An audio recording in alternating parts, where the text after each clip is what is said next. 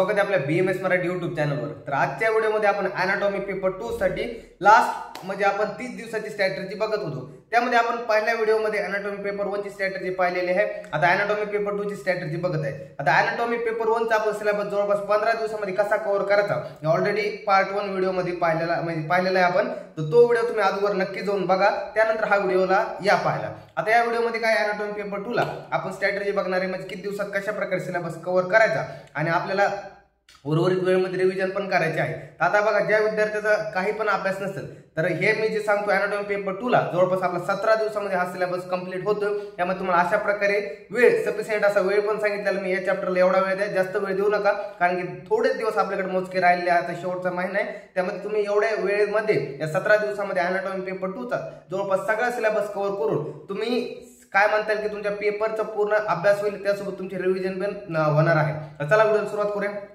आता काय म्हटले, आता सुरुवातीला आपल्या पेपरची ब्लूप्रिंट जाणून घेऊया। आता एनाटॉमीला आपल्याला 4 एलक्यू आणि त्यासोबत 8 एमसीक्यू आहे। आता हे 4 एलक्यू ते कोणकोणते, तर पहिला एलक्यू आपल्याला असणार आहे कोष्ट किंवा आशय किंवा डायजेस्टिव्ह सिस्टीम। आता यावरती तुम्हाला डायरेक्ट एलक्यू असणार आहे। खरं सांगायचं म्हटलं तर डायजेस्टिव्ह सिस्टीम वरती तुम्हाला एक एलक्यू पाहायला मिळतो। मागचा जो तुमचा पेपर झाला होता मार्चचा, तर त्यामध्ये तुम्हाला पेपर 2 मध्ये स्प्लीन पाहायला मिळाला होता। स्प्लीन कुठेही डायजेस्टिव्ह सिस्टीम मध्ये नाही, पण इथं जर पाहायला म्हटलं तर सॉफ्ट ऑर्गन वरती तुम्हाला एलक्यू पाहायला मिळू शकतो। तर तुम्हाला एनाटॉमी IMP म्हणून इम्पॉर्टंट क्वेश्चनची PDF आपल्या BMS मराठी ऍप वरती अपलोड केली आहे। तिथं तुम्ही जाऊन नक्की बघा। तिथं मी तुम्हाला सगळे IMP जेवढे आहे मॉडर्नचे, तर तुम्हाला तेवढे सगळे काही दिले, त्याच्या बाहेर एक सुद्धा जाणार नाही। आज पण सांगतो मी, तेवढे तुम्ही मस्ट करून घ्या। आणि जर उर्वरित टाइम जर भेटला तर तुम्हाला जर वाटत असेल की सर ह्याच्यापेक्षा थोडे कमी वाटते, तर ते नंतर तुम्हाला जे वाटतं तर नंतर करा। पण ऑलरेडी अगोदर जेवढे IMP मी दिले ते IMP म्हणजे असे येते की लास्ट जे 5 ते 10 वर्षामध्ये आलेले क्वेश्चन, वारंवार आलेले क्वेश्चन आहे, तेच क्वेश्चन आहे कशा प्रकारे पेपरमध्ये येतात, तेच इम्पॉर्टंट क्वेश्चन दिले,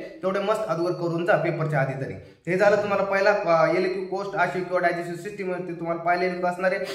दुसरा जो एलक्यू असणार आहे तो प्रमाण शरीर किंवा मर्म शरीरावरती असणार आहे। तर तुम्हाला दुसरा एलक्यू प्रमाण शरीरावरती तुम्हाला डायरेक्ट 2 MCQ असा पेपरमध्ये वेटेजचं 2 मार्क दिले, तुम्हाला डायरेक्ट यावरती 2 MCQ पेपरमध्ये पाहायला मिळतात। ह्याची ट्रिक आपल्या BMS मराठी ऍप वरती ऑलरेडी अवेलेबल आहे, तुम्ही ट्रिक जाऊन बघा। तुम्हाला ट्रिक मध्ये जास्तीत जास्त 10 मिनिटांमध्ये तुम्हाला ते ट्रिक समजून जाईल। त्यानंतर तुम्हाला तो चॅप्टर सुद्धा पाहायची गरज नाही। तुम्ही प्रमाण शरीरची ती ट्रिक एकदा नक्की बघा। त्यानंतर मर्म शरीर, तर मर्म शरीरावर तुम्हाला सगळा अभ्यास करून जायचा। यावर तुम्हाला एक एलक्यू आणि एक MCQ दरवर्षी हमखास फिक्स असतो। जवळपास 15 मार्कचं वेटेज असणार हा चॅप्टर मर्म शरीर चांगल्या प्रकारे। त्यासोबत तुम्हाला 2-4 MCQ सुद्धा यामध्ये विचारले जातात। जवळपास 17-18 मार्कचं वेटेज जाणार आहे चॅप्टर। त्यामुळे तुम्हाला आयुर्वेदचा पोर्शन सगळा, आयुर्वेदचा जेवढा काही पोर्शन आहे ते सगळा पाठ करून जायचा, एक ना एक शब्द पाठ करून जायचा। जो मॉडर्नचा पोर्शन आहे तिथं तरी एका दुसरा जरी तुम्हाला सोडून काय म्हणतात, तुम्हाला जर नसेल येत तर तुम्ही तिथं लिहू शकतात, फेकू शकतात, किंवा नसेल जर अभ्यास वगैरे झाला तर तुम्ही त्याबद्दल काहीतरी लिहू शकतात मानले।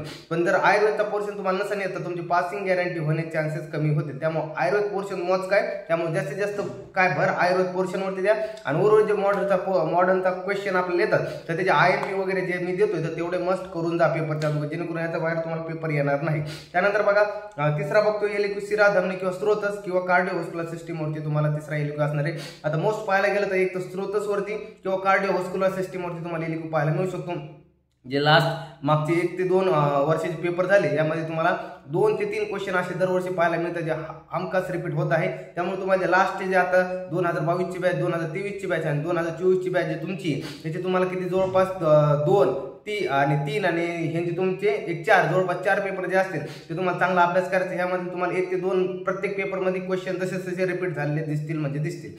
तर शिरा धमनी किंवा स्रोतस किंवा कार्डिओव्हास्क्युलर सिस्टीम, कार्डिओव्हास्क्युलर सिस्टीम मध्ये दरवर्षी एलक्यू पाहायला मिळतो। यावेळेस चान्सेस कमी असते तुम्हाला सप्लीच्या पेपरला। तर स्रोतस वरती तुम्हाला डायरेक्ट एलक्यू पाहायला मिळू शकतो। त्यामुळे स्रोतस तुम्हाला येत असेल तर श्लोक जास्त पाठ करा, नसेल येत तर किमान स्रोतसाचे जे सगळं काही दिलेलं आहे डाटा, तर तुम्हाला किमान चार्ट फॉर्मॅटमध्ये तरी पाठ करा। आपण लवकरच यावरती चार्ट घेऊन येणार आहे, जे आपल्या YouTube चॅनलवरती तुम्हाला जास्त ज्याला श्लोक पाठ होत नाही तर कमी वेळेमध्ये तेवढा चार्ट जरी पाठ केला तर तुमचे जवळपास एलक्यूचे 10 पैकी किमान 7-8 मार्क तरी तुमचे कुठेही जाणार नाही, जवळपास ते अशा प्रकारे तुमचे मार्क गेन होतील। हे झालं आपलं तिसरा एलक्यू। चौथा एलक्यू असणार तुम्हाला कला, इंद्रिय किंवा त्वचा किंवा सेन्सरी ऑर्गन, यावर तुम्हाला चौथा एलक्यू असणार आहे।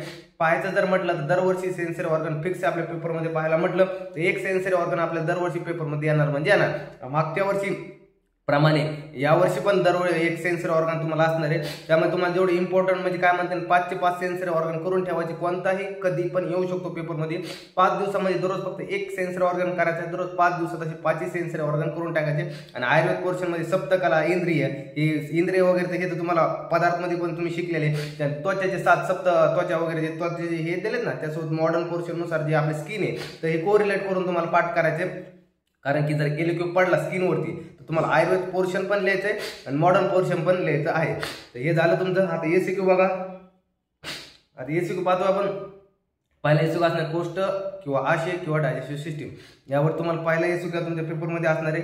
जे मोस्ट ऑफ द चान्सेस तुम्हाला आयुर्वेदवरती विचारला जाईल. कारण की एलिक्यू जर आला तर सॉफ्ट ऑर्गनवरती एलिक्यू, एसीक्यू आला तर आयुर्वेदच्या पोर्शनवर येईल. कोष्ट किंवा आशय किंवा डायजेस्टिव्ह सिस्टीम यावरती तुम्हाला काय म्हणतात मॉडर्नवरती पण पडू शकतो. त्यामुळे आयुर्वेद जेवढं आहे, आयुर्वेद कंटेंट थोडाच आहे, त्यामुळे सगळा पाठ करून ठेवायचं. तुम्हाला जवळपास सगळं आला पाहिजे.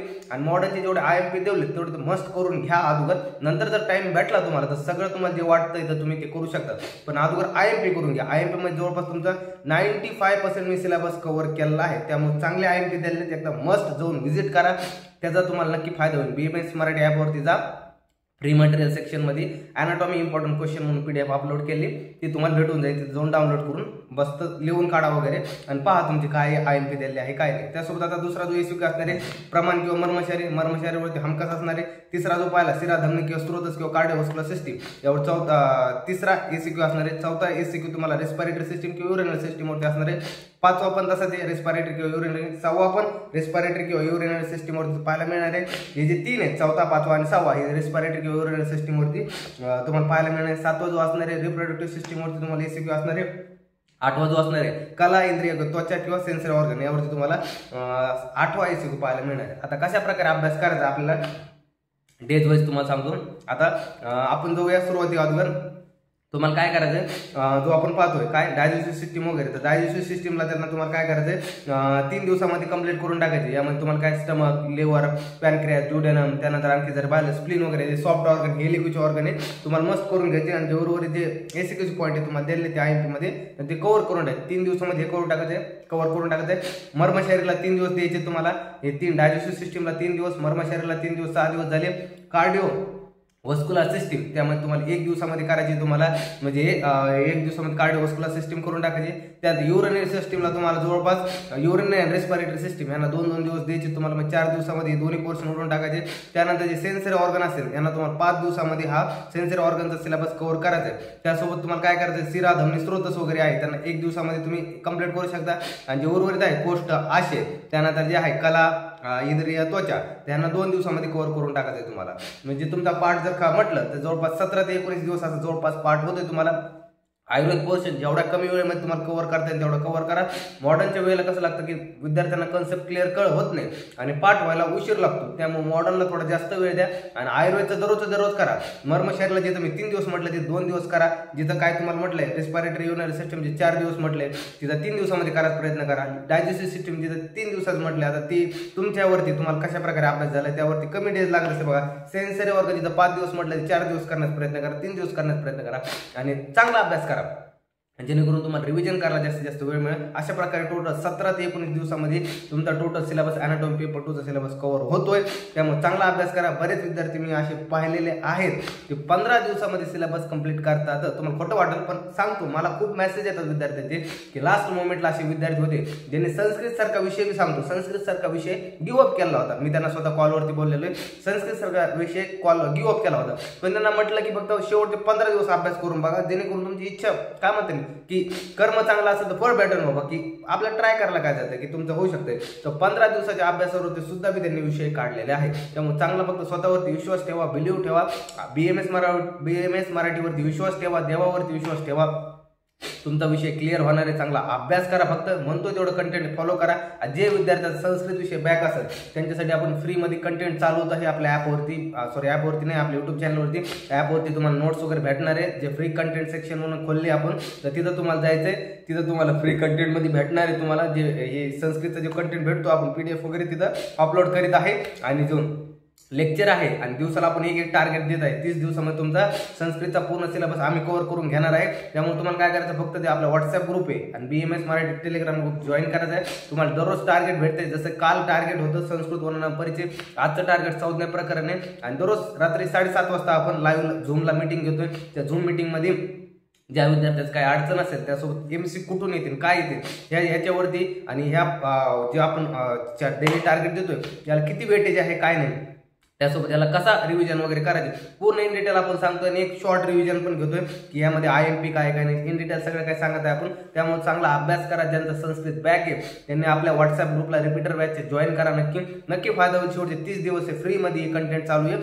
फायदा करून घ्या. चाललंय फ्रीमध्ये तर फायदा करून घ्या, जेणेकरून तुम्हाला 1 मार्कात जरी फायदा झाला, कारण असे बरेच विद्यार्थी ज्यांचा 99 मार्कावर संस्कृत आणि 1 मार्काने संस्कृत हा विषय बॅक राहिला आहे. त्यामुळे चांगला अभ्यास वगैरे करा. BMS मराठी तुमच्या सोबत नेहमी सोबत होता, सोबत आहे आणि पुढे जाऊन पण सोबत राहणार. त्यामुळे चांगला अभ्यास करा. Wish you very all the best आणि तुम्हाला सगळ्यांना ऑल द बेस्ट. चांगला अभ्यास करा. भेटूया पुढच्या व्हिडिओमध्ये. तोपर्यंत धन्यवाद.